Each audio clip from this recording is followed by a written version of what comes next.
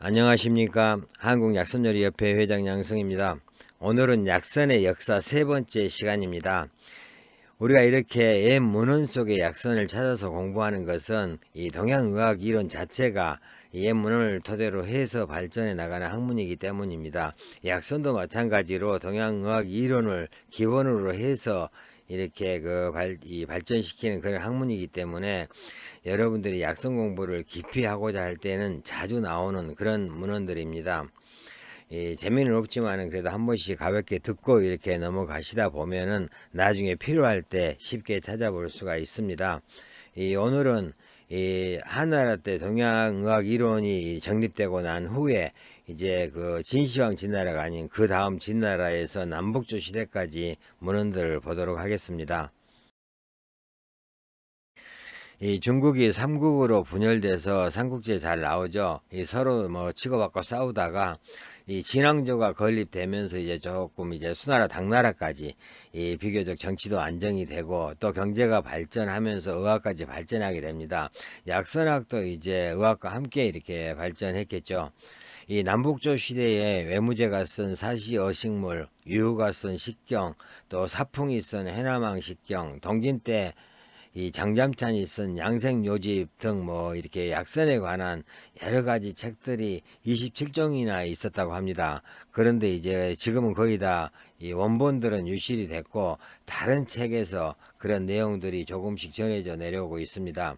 이 대표적으로 양생론을 보면은 진나라 때 왕숙화가 쓴 책인데 식불욕잡으로 시작해서 쭉 내용이 나오는데, 식불욕잡이라는 말은 이제 음식을 인체 상황을 고려하지 않고 아무거나 먹게 되면은 이 당시에는 이 아무런 증상이 없지만은 이게 오랫동안 쌓이면 결국 질병이 된다라는 내용입니다.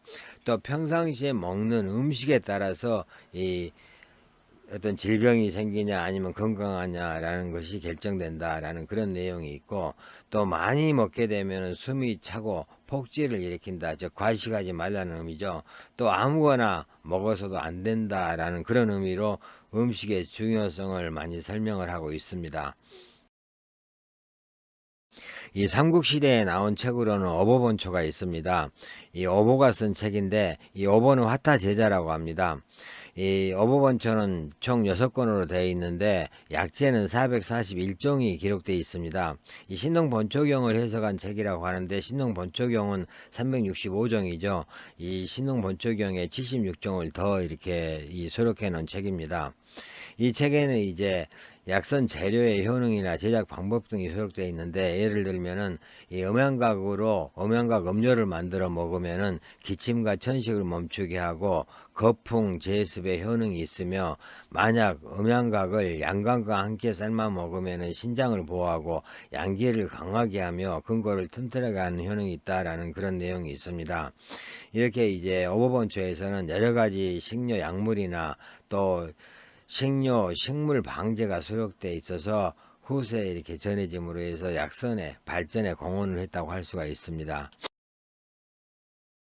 양나라 때 쓴 명의별록에 대해서 보겠습니다. 이 양나라 도인 도원경이 쓴 책인데 명의별록 외에도 번초경 집주를 썼습니다.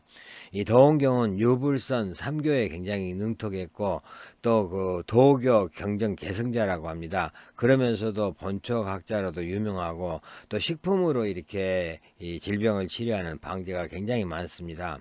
이 명의별록은 한나라에서 진나라까지 이 명의들, 즉 장준경이나 화타, 오보, 이당지 등의 어떤 임상 경험이나 그분들이 쓴 저서를 바탕으로 해서 자기 자신이 이 임상 경험을 한 것을 연구하고 또 실천을 한 것을 이렇게 결합해서 편찬한 책이 이 명의별록입니다. 총 3권으로 되어 있는데 상중하 3품으로 이렇게 구별되어 있고, 옥석, 초목, 동물, 가금류, 벌레, 어류, 과일, 채소, 곡식 등 이렇게 차례로 이렇게 분류되어 있습니다. 총 730여 종이 기록되어 있다고 하는데, 책의 내용으로는 정식 명칭이 나오고 그 다음에 그 약재의 어떤 성미가 나오고 주치료 즉 효능이죠. 그 다음에 이 별명, 또 이 약재의 어떤 산지, 채집 시기, 용법, 용량, 저장법, 금기 등이 이렇게 기록되어 있습니다. 그래서 이 이전 시대 명의들과 민간요법을 총망라해서 수록했다고 알 수가 있습니다. 도홍경이 쓴 또 다른 책 번초경 집주에 대해서 보겠습니다. 이 번초경 집주는 이 새로 이렇게 나온 식품의 종류가 굉장히 많습니다. 예를 들면 밀이나 건포, 해조, 족발 등이 나오고, 또 이 책은 그 약용식물로 효능에 맞게끔 실용적으로 이렇게 구효를 해서 이 기재를 해놨는데, 예를 들면은 상한약, 즉 한사가 외부에서 우리 몸을 침범해서 몸을 상하게 했을 때 쓰는 약이죠. 생강, 대파를 사용하고, 복부에 수정이 찼을 때는 해조나 건포, 고가, 대두, 잉어를 사용한다라는 그런 내용이 있습니다. 그래서 또 이 책의 가치는 어떻게 보면은 수집한 약물이나 내용이 풍부한 것 외에도 이 약물의 분류 방법을 새로 창안해 가지고 이해하기 쉽게 만들어 놨습니다. 이 약물의 성미나 산지, 채집, 또 생태, 형태, 가공 방법들을 자세히 이렇게 논술해 놨습니다. 그리고 또 그 약물의 포제를 엄격하게 하고 그 포제에 따라서 효능을 기록해 놨고, 또 식료, 즉 약선의 어떤 가치나 응용 내용이 굉장히 풍부합니다. 이 책에 기록된 약선만 봐도 이 부추 새우볶음, 양삼 전복탕, 태자삼 우유, 폐모배숙, 오삭공탕, 부자편 양고기탕, 구기자 수달 간탕, 맹문동 배추조림, 구기자 제채볶음, 맹문동 양젓 음료 등이 있습니다. 그리고 남북조 시대로 넘어와서 주비급방이라는 책이 있습니다. 이 책은 이제 그 포박자 가롱이 쓴 책인데, 무협지를 좋아하시는 분들은 아마 들어봤을 겁니다. 이 가롱은 남북조 시대에 의학과 연단술을 공부해서 포박자를 써서 굉장히 유명해진 사람입니다. 이 포박자는 신선방약과 불로장수의 비법을 기록한 책인데, 주 내용은 이제 양생법과 환단 금액을 만드는 금단 제조법이 주로 나옵니다. 그 외에 이제 이분이 쓴 저서는 복식방, 신선복식방, 태청 신선복식경, 옥함 전방, 금계 약방 등이 있습니다.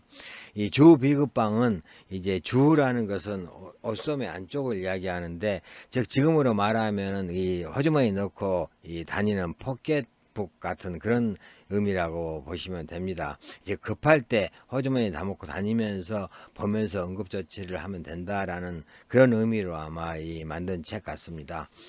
이 응급조치를 할 때 이제 주로 단방으로 사용하는 그런 그 내용이 있고, 또 경험방, 집에서 쉽게 구할 수 있는 약재들을 이용해서 쉽게 응급조치할 수 있는 그런 내용들이 많습니다. 만약에 갑자기 절도를 했을 때는 엄지로 인중혈을 세게 누른다거나 또 반알을 갈아서 코에다 붙여준다라는 그런 내용들이 있습니다.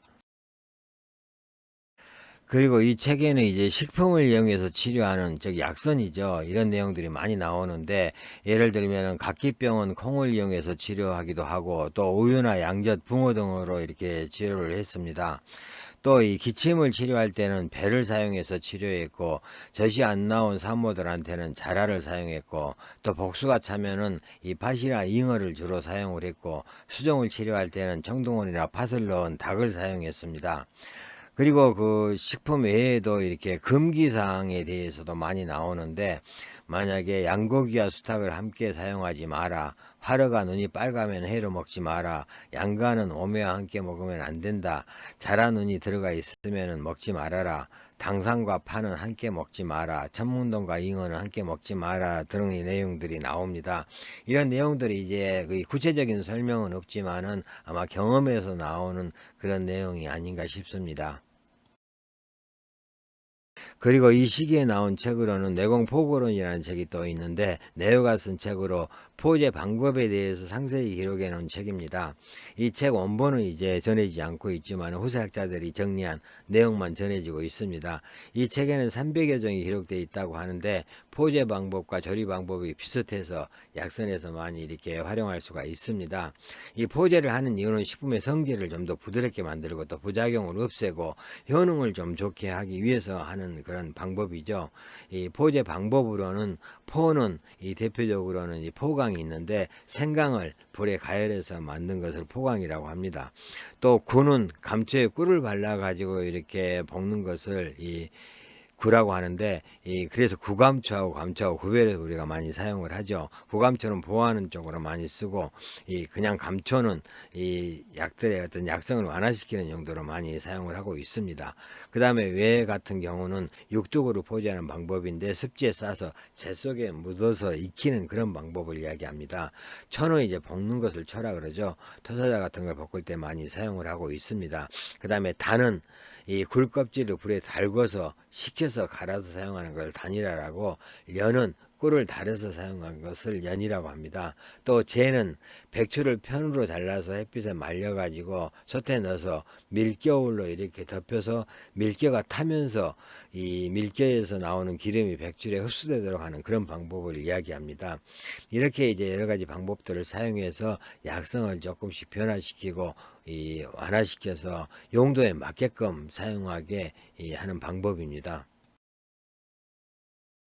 그리고 포제 방법으로는 앞에서 말씀드린 것 외에도 비, 복, 방, 살, 오, 폭, 작 등 다양하게 있습니다. 우리가 조리를 할 때 조리 방법이 다양하듯이 이렇게 포제도 굉장히 다양한 방법들을 거쳐서 이렇게 하고 있다는 것을 알 수가 있습니다. 그리고 그 포제 외에도 어떤 식물의 형태나 성질에 따라서 편으로 잘라 쓰거나 또 토막을 내서 사용을 해야 될 거, 또 덩어리로 만들어서 쓰는 거, 가루로 이렇게 갈아서 사용하는 그런 내용들도 이 책에 나옵니다. 이 약선에서 포제를 해서 포제를 하는 이유를 한 가지 예를 들면은, 이 두충요와 굉장히 유명한 약선이죠.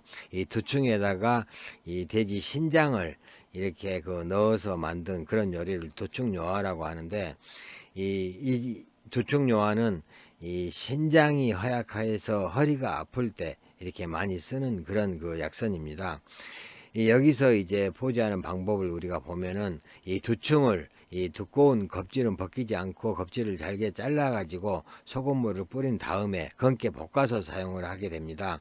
그렇게 하면은 이제 두충 속에 이 들어있는 유효 성분도 잘 빠져나오고, 또 짠맛이, 소금을 뿌렸기 때문에 짠맛이 있죠. 짠맛이 이 약효를 신장으로 이렇게 빨리 이렇게 인도를 해서 이 두충의 효능인 이 간하고 신장을 보호하는 효능이나 아니면 이 근육하고 뼈를 튼튼하게 하는 그런 효능이나 요통을 이렇게 멈추게 하는 그런 효능을 잘 발휘할 수 있도록 만듭니다.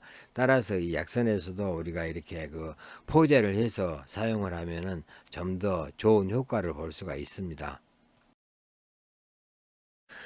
오늘은 이제 삼국시대부터 남북조 시대까지 문헌 속에 나와 있는 약선 내용들을 이렇게 몇 가지를 살펴봤습니다.